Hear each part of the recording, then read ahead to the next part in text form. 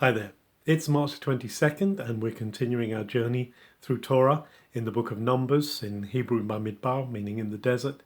And here we come to the end of chapter 33 and chapters 34 and 35.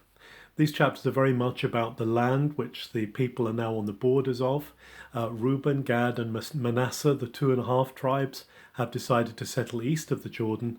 And now there's this question of when they go across, how are they going to receive the land? One of the things that God says to them is that they really need to clear out the peoples who are there. If the peoples are left to remain, he says they will become splinters in the eye and they'll become thorns in the side of the people. So there needs to be a cleansing, a clearing out of the inhabitants that are there. They're involved in paganism. Then in chapter 34, there's the division of the land by lot.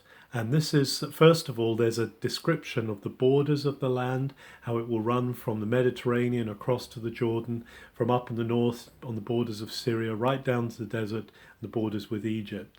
And then that land is going to be divided up between the tribes by lot. That is, between the 9.5 tribes that have not settled east of the Jordan. So this is the land west of the Jordan that's being talked about.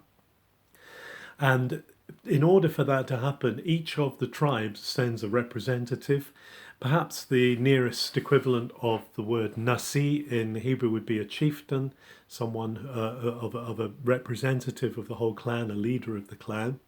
The leader of the tribe of Judah is Caleb, the one who is going to go into the land, the only one with Joshua from the previous generation. And then there's a representative of each tribe. And so they're ready for the land to be assigned to them by lot. Then in chapter 35, there's description of the cities that are to be given to the Levites. Remember, the Levites are not going to have an inheritance in the land as such. They're not going to have a territory like the other tribes. And so they are to be given cities, dwelling places, fortified locations where they can settle and that belong to them. Now 6 of these cities are to become special, what are in Hebrew called Arim Miklat, which means cities of refuge, cities of sanctuary. And these are places specifically where people who have been involved in manslaughter can take refuge against the avenger of blood, the one who's coming after them to avenge the blood that they've shed. Now, it's not designed for these cities to be refuges for murderers, for people who have intentionally taken life, but it is to be for those who have unintentionally taken life and it's resulted in a death.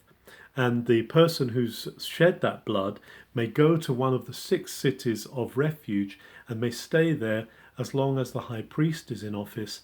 And if they come out of those cities, they have to stay there within its walls. If they come out of the cities, then they are in danger of being pursued again by the avenger of blood. It's interesting as well at the end that there's a process for trying those that are accused of murder. It's interesting too that it's not enough for one witness's testimony to condemn someone to death for murder. It has to be 2 witnesses. There's that principle of establishing something in the mouth of 2 witnesses. And so we see God's heart here for justice. God's principles are put in place.